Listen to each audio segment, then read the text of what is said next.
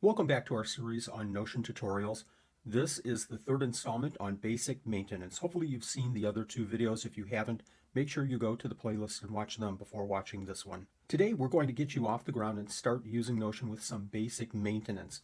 Things like change, add, delete, undo, move, duplicate, and we're going to talk about some of the blocking features as well in Notion. We're going to start out by using the Reptile Keeper template that's made specifically for reptile keepers. There's really a lot going on in this template, but today we're going to focus on the main area, the weekly schedule. Each of these items is considered a block. You can see that as I hover over each one of them, a little grid appears to the left. Monday is a block. Key tasks is a block.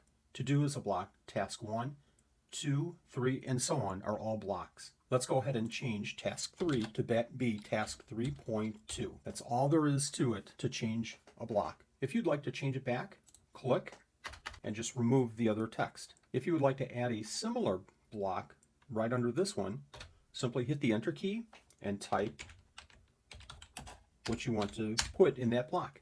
And of course, you can delete a block. If you make a mistake, you can always recall that mistake by hitting Control Z. Another cool feature is that you can duplicate this block.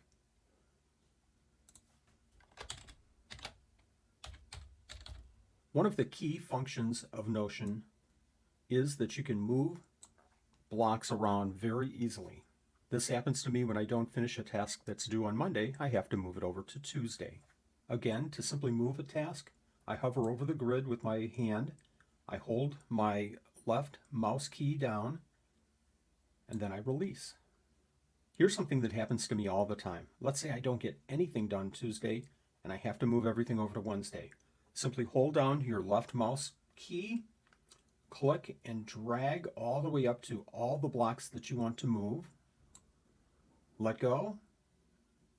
Click on one of them, left mouse click on one of them, and drag them over to the next day. Let's go ahead and put them right back with that Control Z. We just talked about adding new blocks to Notion, and that is such a key feature of Notion.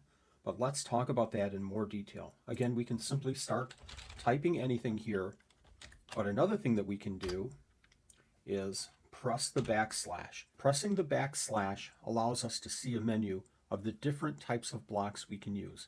There's the standard text, which we've been using. There's page, and let's go ahead and use a page for right now. Typing /page or selecting /page brings up a completely new page. Let's title this New Page. This is a free format page that you can use for whatever purposes you need. Now let's go back to our dashboard. And here we have our new page. Again, if I click this, it brings up that page. Another block type that I love to use is the to-do list. By using the to-do list, we can actually show completed tasks. Let's try another block. You'll see we have headings 1, 2, and 3, and the headings can be used just like we've used them right here. And we're going to talk about formatting in just a moment. Another block type is table, but let's use this one where we have a little bit more space. I'm going to go all the way down to the bottom and press table.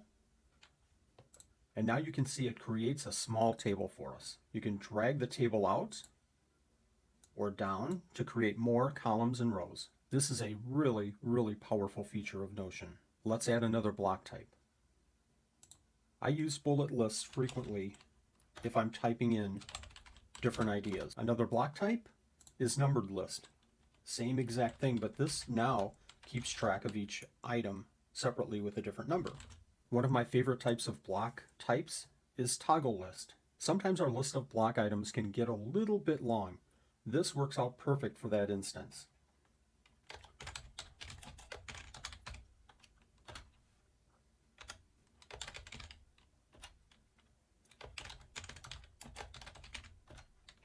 As you can see, this list is getting pretty long, and I don't want to lose the list, but I don't want to see it every single time I come to this page. That's where toggle type comes in so handy. Okay, let's go ahead and get back and clean this up just a little bit here. Oops, it looks like I removed my to-do list. Let's go ahead and create that as a duplicate Let's move it back over to our Wednesday. It's that easy. One of the things that helps me distinguish between the different areas of this dashboard is the formatting. Now we can do all kinds of different things with formatting. We can highlight text and we can change the color.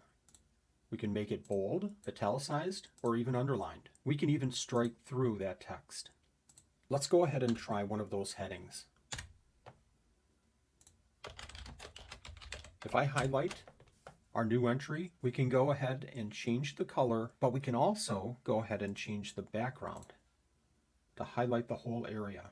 Now let's say that you've created a to-do list, but you want to change it to something else. You can turn that to-do list into whatever you want. Let's do bullet list for this instance.